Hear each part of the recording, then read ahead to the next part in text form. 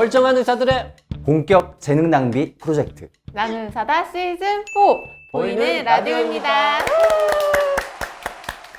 자, 코로나도 네. 이제 슬슬 좀 정리가 되는 것 같고, 우리 이제 비행기 타는 일이 앞으로 늘어날 것 같은 네. 생각이 들어서 소아과 선생님 오셨으니까 네. 깐난쟁이 어린이들 비행기 타는 것과 관련된 이상한 질문들 여러 개 던져보겠습니다. 저 진짜 제일 궁금한 질문은 이거예요. 아기가 그러니까 생후 몇 개월부터 비행기를 탈 수 있는 거예요?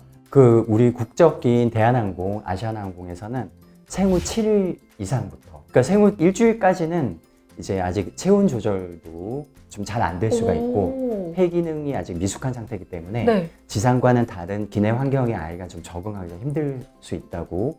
그리고 불가피하게 생후 7일 이전에 탑승을 해야 되는 경우에는 항공사의 그 승인 과정을 거쳐야 된다. 아, 7일 미만도 네. 꼭 필요하면?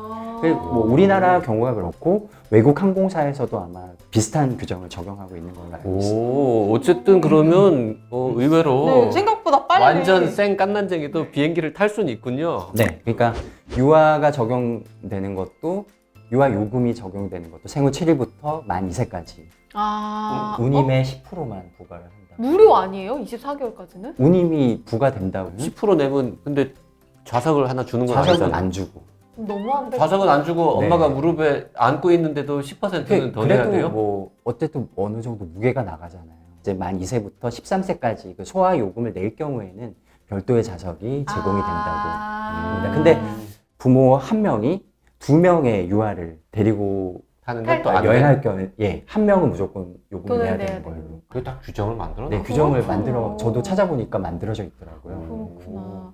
근데 제일 이제 궁금한 것 중에 하나는 비행기 타면 귀가 막 먹먹하고 좀 아프잖아요. 근데 애기들은 이때 이걸 어떻게 해결할지도 애도 모르고. 불편을 느낄까요? 어. 비행기 타면? 네, 불편을 느끼고 실제로 고막에 출혈 같은 게 생기는 경우가 있어요. 오. 귀를 들여다보면 멍 같은 게 고막에 들어있어서 최근에 비행한 적이 있냐고 물어보면 맞다고.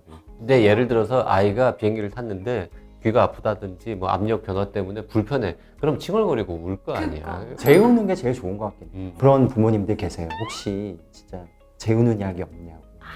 아, 그래도. 미리 네. 비행기 태워야 네. 되니까 재우는 약이 없냐고. 소아과에 와서 네, 물어보시니까 그거 어떻게 해요? 있는데 있긴 있잖아, 우리가 재우는 약이. 있지만 그걸 먹을 수 없잖아요. 아예 호흡 상태를 모니터링을 할 수 네. 없고 아. 위험한 일이잖아요. 콧물약을 먹으면 아이가 조금 졸릴 수가 있거든요. 근데 또 증상이 없는데 그걸 먹이긴 또 그렇잖아요. 그래도 해가 되는 건 아니니까 아. 수면제보다는 차라리 콧물 항히스타민제 같은 게 더 나을 수가 있잖아요. 그런 팁을 드리긴 해요. 그러니까 어머니들 상배약으로 팁을 챙겨가시니까 팁을 주면 어떻게 콧물 약을 줘야지. 처방은 안 하지만 팁은 드릴게요. 약도 처방 드리는 경우도 있고.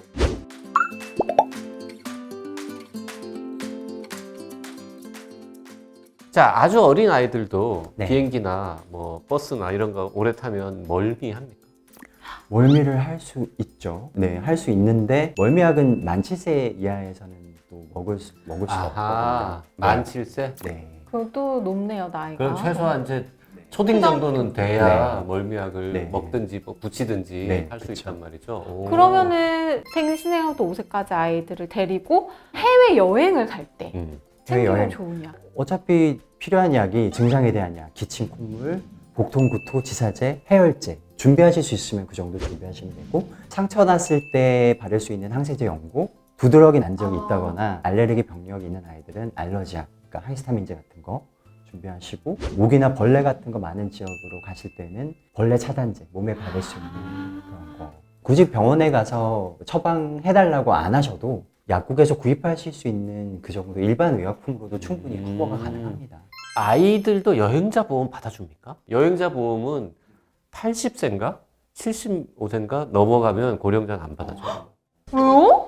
보험회사가 돈을 물어줄 일이 생길 가능성이 위험이 높은 크다고 것 생각하는 같아서. 거죠. 아주 어린 아이들도 안 받아주지 않을까 싶은데. 글쎄 한번 찾아봐야 되겠네요. 네, 그거는 이제 우리 제작진이 성의가 있으면 나중에 찾아가지고 이렇게 밑에다가 자막으로. 네. 그 해외에 나갔을 때 굉장히 의외로 이걸 조심해야 된다. 특히 아이들 그런 게 있다면서요. 얼음? 얼음이요? 얼음이 왜냐하면 얼음이 감이 안 좋은 환경이 있잖아요. 좀 위생이 좀 약간 의심이 간다. 이런 환경에서는 물갈이 하는 분들도 있고 아이들도 마찬가지 예외가 아니기 때문에 무슨 물로 만들었는지 우리가 그쵸. 모르니까. 얼음은 보기에 깨끗해 보이고 뭔가 믿음이 가는 곳에서는 뭐 드셔도 되겠지만 약간 좀 위생에 의심이 가는 그런 환경에서는 얼음도 좀 조심을 해야 되지 않을까. 얼음. 자, 마지막으로 굉장히 어려운 질문 하나 드리겠습니다. 우리 지금 여행 계획을 다 세웠어요, 온 가족이. 호텔 부킹 다 했고 이제 비행기표 다 비행기표 예약되어 끊어놨어. 근데 애가 아파. 그래서 어느 정도 아프면 강행해도 되고 이 정도 아프면 손해를 보더라도 다 취소해야 된다. 요거 좀 애매한 거 좀 정해주시죠. 그거는 뭐 제가 일관된 어떤 기준으로 정해드리긴 어렵고 뭐 아무튼 그럼에도 불구하고 가는 게 이득이다고 생각되시면 가시는 거고 부모님의 판단에 맡기는 선생님 약간 당황하는 거. 이상한 거 물어보는 거. 아, 이거 판단에 그렇게까지 맡기는 가야겠니? 애매할 때 제일 좋은 건 아예 엄마한테 물어보면 됩니다.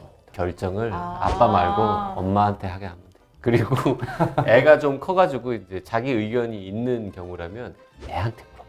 간다고 하겠지. 너 갈래 말래? 난 안 갈래라고 말할 수도 있잖아. 아. 그러면 취소하는 게 맞지 않습니까? 근데 진짜 뭐 그래도 자기는 갈 건가 봐. 많이 아프면 가면 안 되겠죠. 근데 그 많이의 기준을 정하는 게 어려운데 부모님 생각에 많이 아픈 것처럼 보인다면 안 가는 게 맞는 것 같고 웬만큼 그냥 이겨낼 수 있을 정도로 생각하면 강행해서 가는 게 맞고.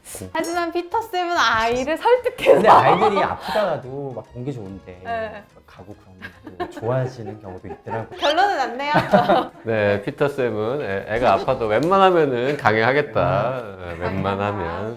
예, 좋은 데 가면 다 낫더라고요. 가기 전에 이제 상비약 같은 거 잘 준비하고 그렇게 해서 여행을 떠나면 될 것 같습니다. 자, 우리가 코로나 긴 터널 지나서 과거보다는 조금 더 여행을 쉽게 갈 수 네. 있지 않을까 하는 기대에 아이 데리고 여행하는 거 관련된 이런저런 이야기를 소아과 선생님하고 나눠봤습니다. 피터 쌤 고맙습니다. 네, 감사합니다.